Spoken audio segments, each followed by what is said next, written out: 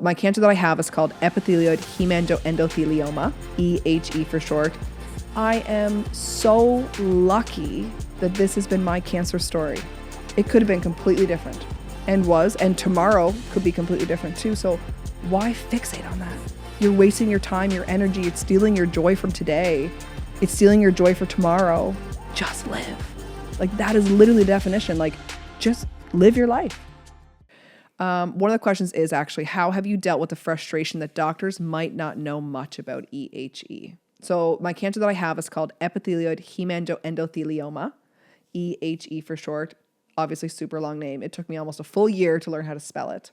There are not many doctors that actually know anything about EHE, which is very frustrating and very challenging. When I go to my local hospital here in PEI, I could have a human first issue, an ache in my body, and they're like, oh my gosh, this girl's here. Like, holy crap, like her cancer spread. Like, this is really bad.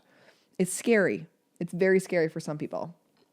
We're very lucky that we have a sarcoma specialist in Toronto, Ontario, which is far away from us, about 2.5 hour flight away. But she calls me, we do virtual, we're connected to her that way.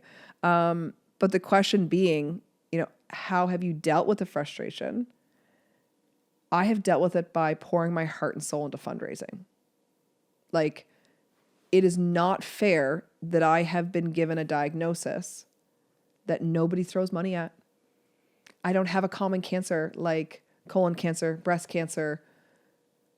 Government funding is there for them. Grant funding is there for them. They have massive organizations fighting for them. What about me? So we started the Just Live Fun Run out of an idea that somebody who followed my platform had said, hey, I'm a local runner. I'm a local PEI mom. I think it's a really good idea for you to do a run, and I'd love to help you. And I was like, thank you, whoever you are. This sounds amazing. And now she's one of my great friends, Alicia, and we're planning our 3rd annual Just Live Fun Run. We've raised, last year was $108,000. So my frustration comes out in my stubbornness that I'm going to make you know about EHE. I'm going to educate the world about EHE, because I bet you it's only ultra rare because they haven't caught it yet. I lived my life for 5 years before my diagnosis with a hemangioma in my liver, and it was actually EHE this whole time.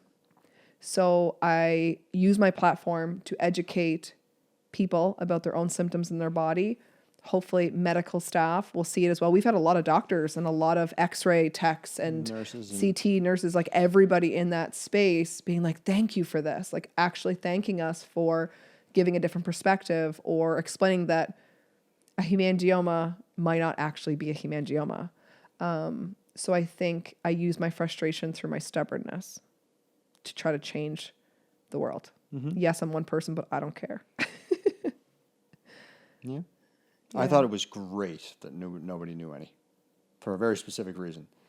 Because when you were first diagnosed, the fact that it's super rare means that not a lot of people know what a really true prognosis is. Mm-hmm. And so there's 2 very, very distinct outcomes. Yeah. Rapid and acute, and chronic and, well, long term. That means the same thing, but at the same time, there was individuals that we had found that had been living with this cancer for decades, and there was individuals that we had found that unfortunately had succumbed to their cancer in a very rapid way. Mm-hmm. If it's super rare and nobody really knows anything about it, then nobody can really say which one you're going to be. Yeah. Which is, I thought was exciting. I wasn't very happy at the time. Obviously, I wasn't thrilled. I can remember that day so well. I was very doom and gloom. This is scary. This is terrible. I wasn't like, awesome, great challenge, awesome. Not at all. But at the same time, it's like, oh, well, this could take you out within months. Yeah. But it could have you around for decades. I can remember you going at this doctor. Like, we were sitting in his tiny little office.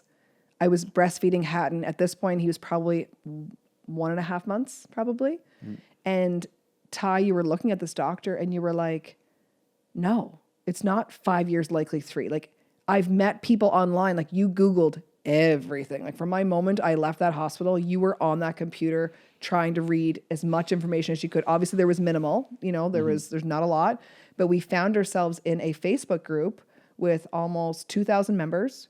We found a fellow Canadian who was living with EHE, who we did a FaceTime meeting with. She at that point had been living for maybe 5 or 6 years.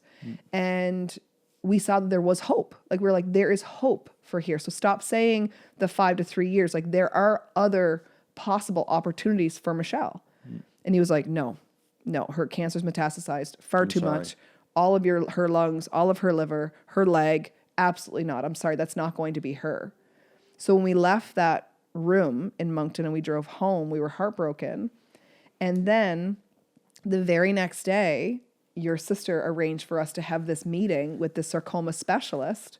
And I remember opening up the computer and doing a FaceTime or like a video with her. And she's the most beautiful doctor too, like physically like beautiful and the most kindest heart. And she's like, hi, are you guys planning on having any more children? And we were like, what? Like, we just found out from this doctor yesterday that I'm dying in 3 years while I held my newborn baby. And now you're asking me if I'm going to have more children? Like, who are you? Like, what is this? And she's like, no one knows.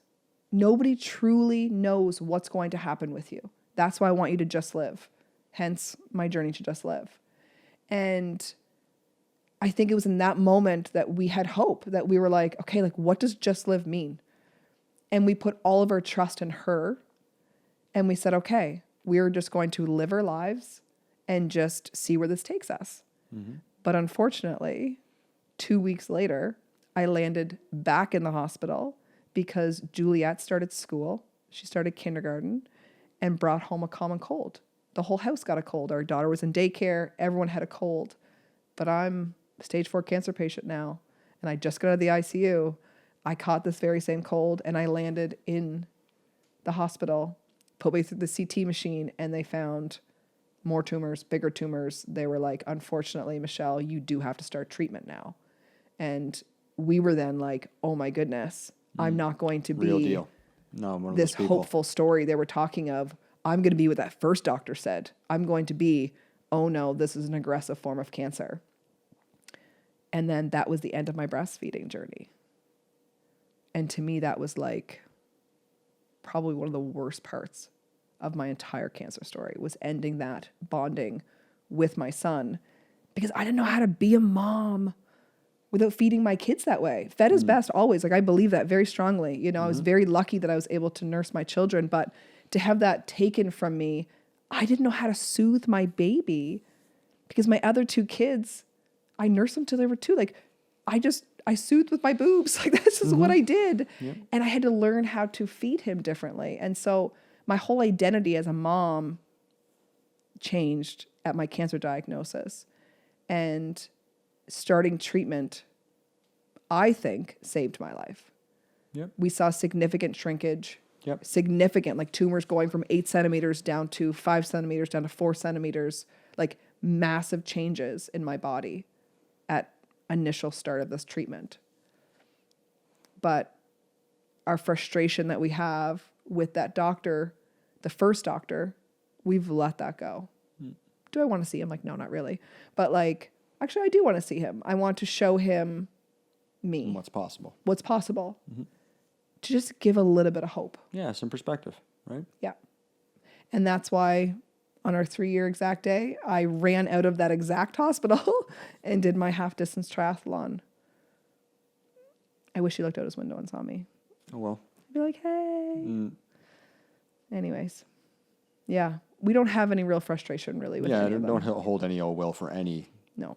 They're just human beings as well. Smart human beings, but at the same time, we're all And they're just human trying the beings. best that they can with the tools that they have. No one saw this ultra rare cancer coming. No. Like I went to 17 doctors before I was diagnosed. 17. They tried their best. Nobody wanted this to happen. No, never. Of course not. So, yeah. Are you currently on or starting another cancer treatment? I'm not on treatment right now. I have not been since July 10th, 2024. It is scary a little bit, but I'm very trusting with my body. And I'm trying to really trust that if I can do these cool things in my body, like I could probably pump out a half marathon right now if I had to. Like I could just go for a run and run forever, or whatever. I'm trusting of that, but I'm not on treatment. I think I want to make this very clear for people. I'm not refusing treatment. Treatment's not being offered to me. A lot of people think when you have cancer, it's just automatic. You go on chemo, you start radiation. Like that's what you have to do. And it's not what's being presented. So what's being presented right now is awaiting a clinical trial. There's going to be an oral immunotherapy that they are interested in me starting, only because my liver tumors have unfortunately been slowly progressing over the last year. Every scan I've had, every 3 months, we're seeing growth between 5 to 9 millimeters. Last scan I had growth even in lung and liver and knee. So my cancer is slowly progressing. Keyword, slow. I could have the slow progression all the way until I'm 97 is the age we always say I'm living till, like my nanny. But yeah, we don't know. So right now, no treatment. We'll see in the next couple weeks. It sounds like this clinical trial will be offered to me. And then it's deciding, am I actually going to do it?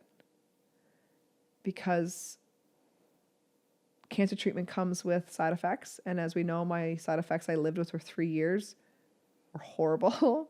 Could always be worse. I'm grateful to have my hair.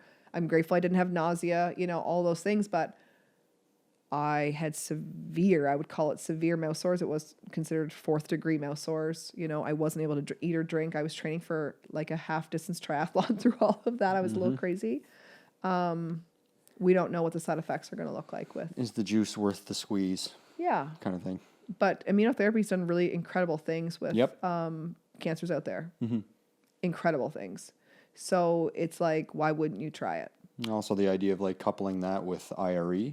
Yes. Which is another type of treatment. An ablation, a form of an ablation. Of sorts that would be complemented, or it would complement the immunotherapy. If you're allowed to in the clinical trial. So there's a lot of things that it's still early stages of finding out. And again, we're in Prince Edward Island. This clinical trial is in Toronto, Ontario, which is a 2.5-hour flight. So I will actually have to fly just to get my blood work done. And we are not compensated for our travel. So we would have to financially support that ourselves to fly to Toronto, which costs like $500 for one person. Easy. Like that's like that's like being modest. It's usually like a lot more than that just to go for a blood draw. So we have to look at financially. Is that something that you could do too? Why can't you have a liver transplant? So when I was diagnosed, they had found innumerable tumors in my liver. Actually, at the first, I only had 15. They were actually counting them out. I had 15. And then the 2 weeks later, when I landed back in the hospital, I had 17 then. And then as the year went on, or the 2 years went on, it then changed to innumerable. So obviously my little baby tumors that were too small to really measure had gotten to be more a measurable size, which is I think over 1 centimeter maybe, or 9 millimeters, something like that. They start actually measuring them. So we don't really know how many I actually have in there, but I lost my liver transplant because of my PET scan. My first PET scan I had was about 2 weeks after my diagnosis. They sent me for the PET scan, and if the cancer remained in my liver and my lungs only, then I would have a liver transplant. So for us going to that PET scan, it was everything. Like we were like, I was excited. I was like, yes, I'm getting a liver transplant. Like I can check this off my list. Like, yes, no problem. I'll tackle that. And then I went to my appointment with my PET scan. You and I drove there, 1.5 hours to Moncton, New Brunswick, left all the kids home because I wasn't allowed to be around them for like 12 hours after that. And I'm sitting with the tech and she's asking me, do you have pain anywhere else in your body? And I was like, oh, I've had this liver pain, like pain on my side. We now know I have cancer, haha. But I also have it in my leg, and I've had this pain in my leg for a really long time. I don't know why. And she writes it down, and I look at her. I was like, don't write that down. Like I just have like a pain in my leg. It's like a pulled muscle or something. I've had it for years. And she's like, I'm sorry, I have to write everything down. And I was like, okay. And I go into the PET scan. I'm laying in the PET scan. You're inside this machine for like 30 minutes, 40 minutes. And about 15 minutes in, I was like, oh my goodness, that is cancer in my leg. I just lost my liver transplant. I convinced myself. I knew in that moment, I just lost my one chance of survival, is what I thought. And I remember I got to the car with you and I looked at you and I was like, I lost my liver transplant. You're like, no, how? You just had the scan. Like, we don't even have the results yet. I was like, my leg, how every time I sit down, I have to have it tucked in or like laying flat out on things. Like, my leg cannot be in a sitting position touching things, Ty. Like, that's a tumor in my leg. And then sure enough, a few days later, we got our results. Your sister got our results for us. And I had a tumor in my knee and a tumor in my thigh. Mm-hmm. So goodbye liver transplant. But the more we know about my cancer, liver transplant actually has a 30% chance of cancer coming back. Like, that's a huge percentage.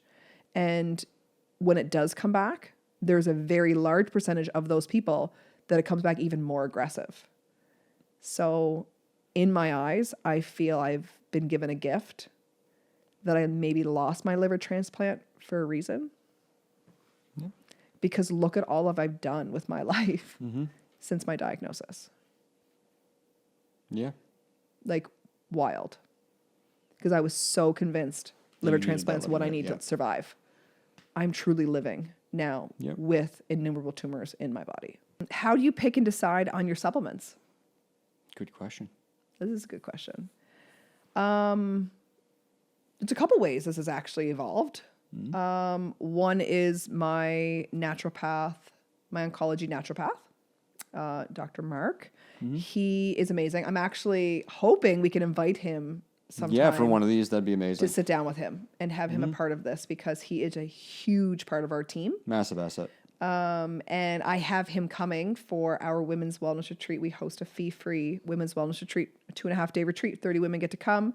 And he's one of my keynotes that comes and talks to these women and educates them on stress, diet, supplements, all of that with cancer care, pre, post-cancer, all that stuff. So we're going to ask him. Yeah, hopefully. I think he would be open to it for sure. I think he would too. Yep. So I think a lot of my supplements will come from him, ideas from him.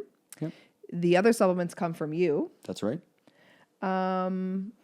So since we started living our life out loud, and how my Journey to Just Live has evolved into Ty now being a part of it, I just live my life out loud. I just hang out with you guys, share parts of my life.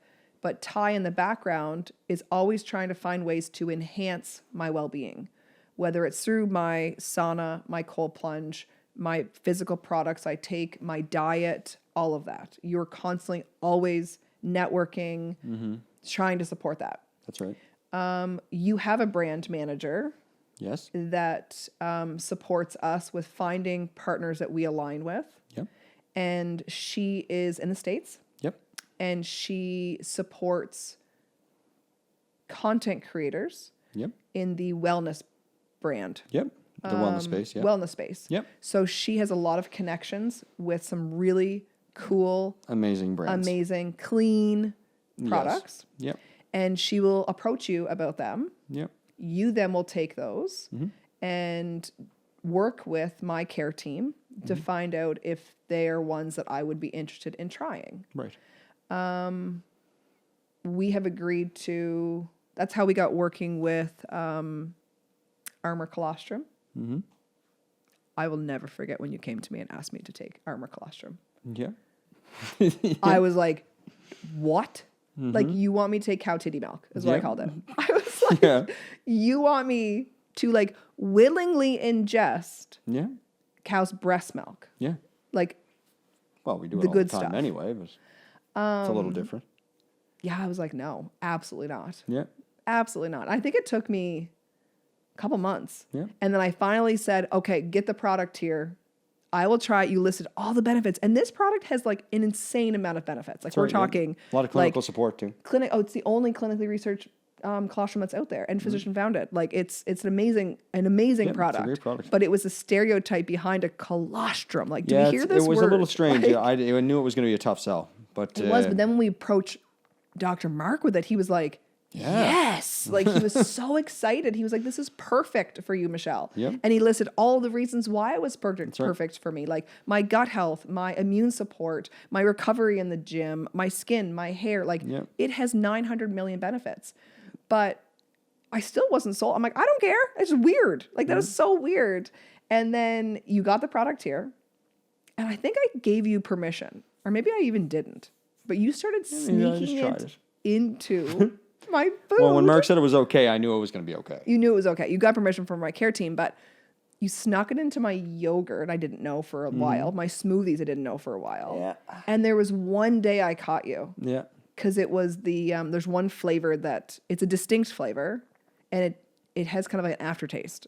And I remember eating this, and I was like, what is this? Like, what did you just give me? You're like, oh, I'm just trying out a new product in there. And I was like, what is it? And you're like, you've been taking the Armor Colostrum for the last... Well, it's generally how I like to do things. I know if Mark is okay with it, then that's good. But I tend to try and, I don't want to say reverse engineer, but start off where I want you to be and then walk backwards.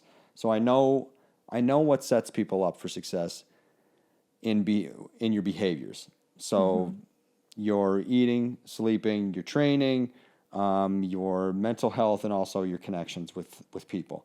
So I know what 10 out of 10 looks for all those, and I know what it does for individuals in, let's say, the athletic world. If you can focus on all those things and you can 10 out of 10 all those things, this is what you will be given.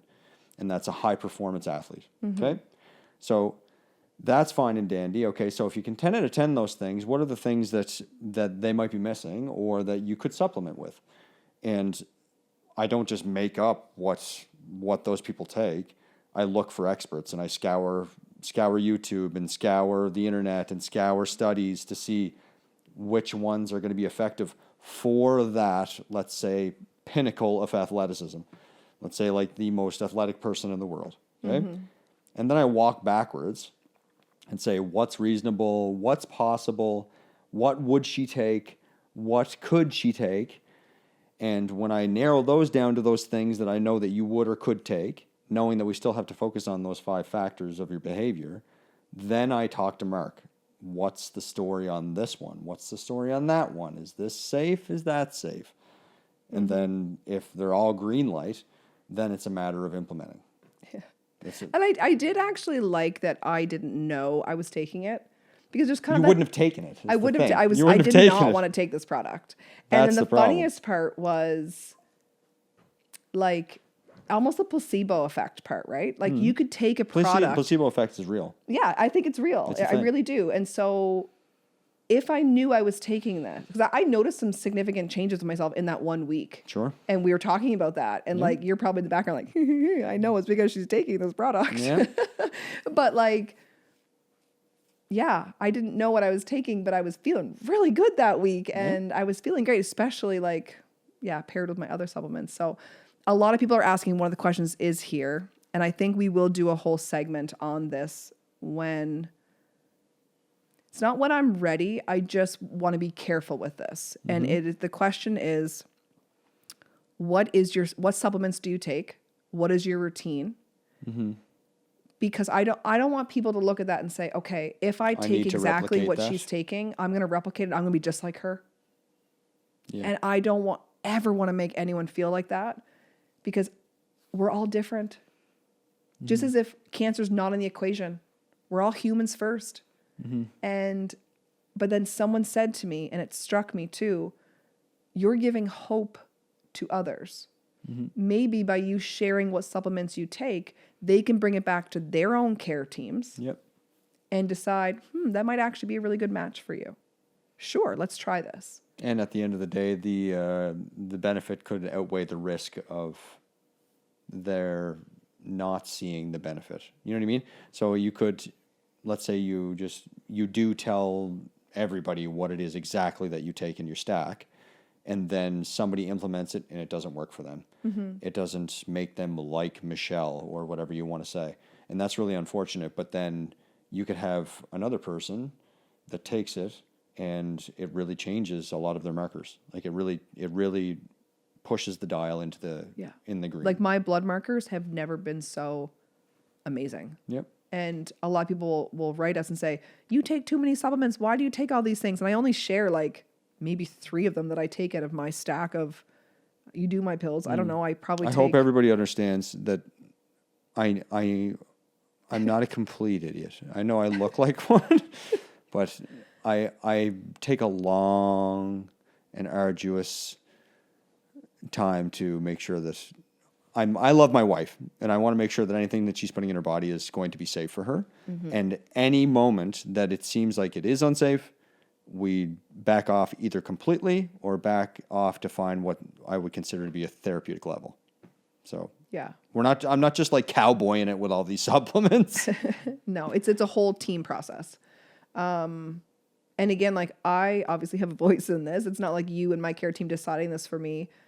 I'm like especially that colostrum, I was like, heck no, like I'm not doing that. Well, you didn't really have a say in that one because I kind of gave it to you without you knowing. No, but you didn't though. I knew it was coming. I did say yes to trying it. And I said I don't want to know when I take it. But there has been some products that I've taken and it's hurt my gut and it's rotted my gut. Like, do you remember when I first started training my half marathon and I was trying out different gels for the first time? Yeah. I have never experienced pain so much in an endurance level. Lots of very popular gels as well, and it's like, no I'm like not naming issue the with gel, them. but like no, definitely it not. was. I Sometimes it just doesn't collapsed work. off that treadmill and thought my bowel was going to come out of my mouth or my ears. Like Yeah, it's I pretty did not bad. know what was It was pretty happening to bad. my body. It hurt so bad. Yeah, it was like, pretty bad. It was awful, and so again, human first.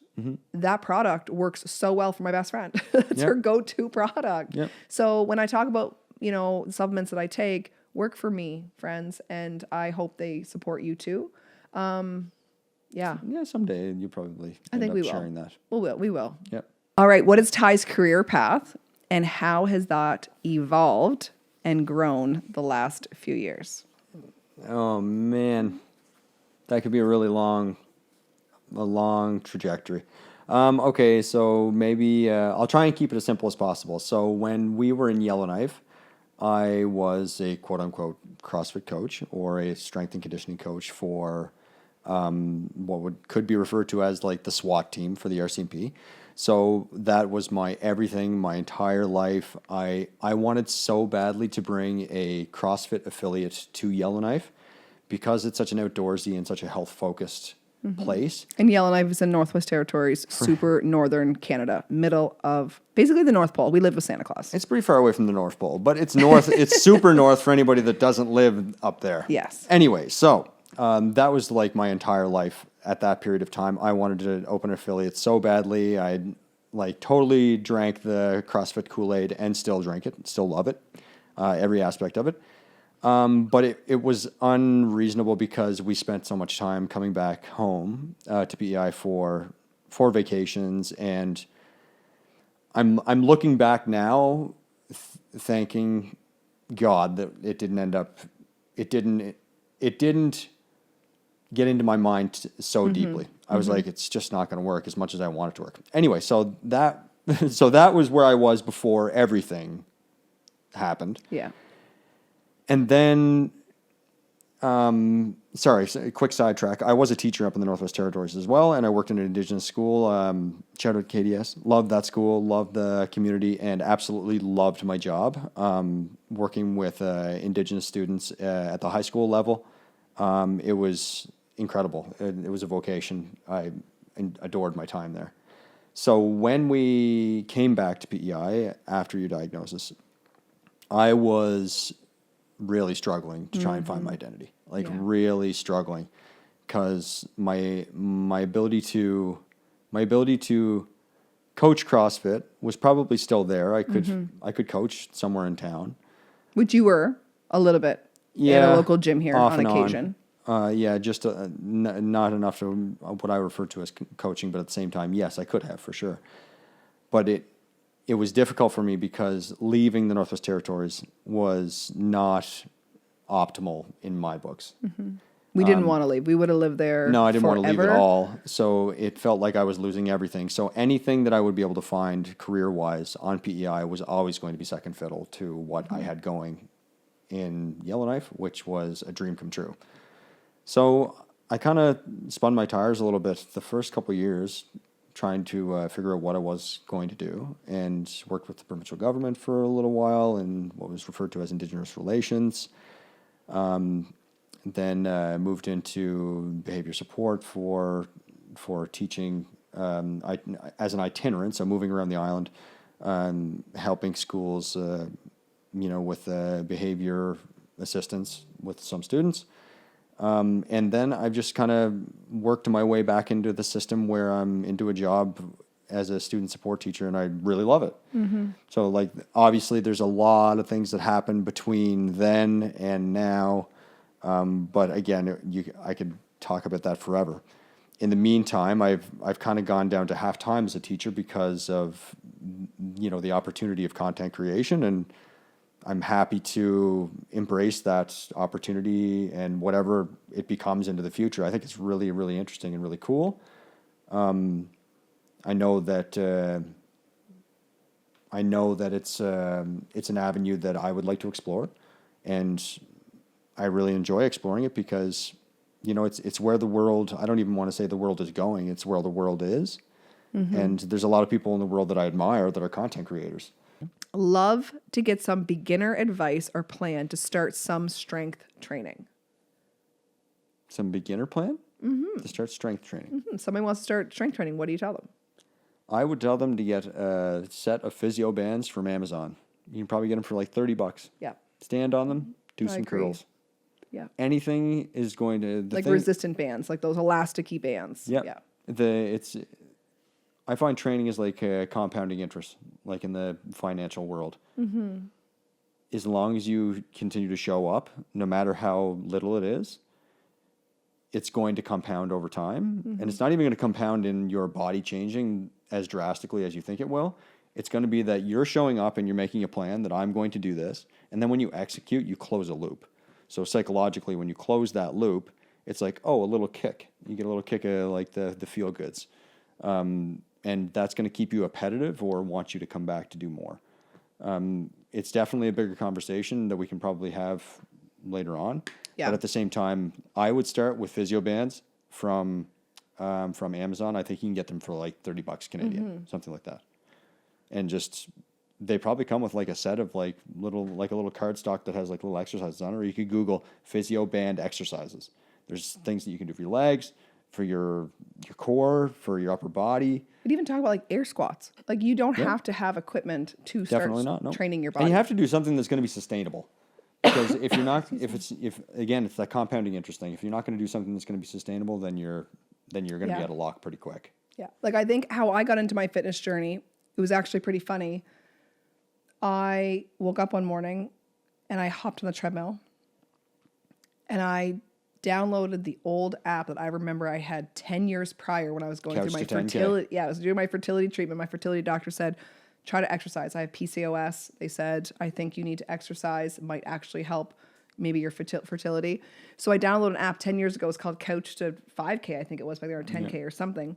I re-downloaded that app. It was still out in the internet world. I downloaded, and that's how I learned how to run. Was I followed this app where I actually walked for 10 minutes and ran for 10 seconds. Like I ran for 10 seconds and a 10-minute walk. I think, your strength training doesn't have to be this big, massive gym that you have created over the years. Like that took time for you to build up that gym, like a long time to build up to this gym. It could honestly start as air squats in a park. Got to be sustainable. But it needs to be sustainable, and you need to be dedicated and consistent and feel the joy. Yes.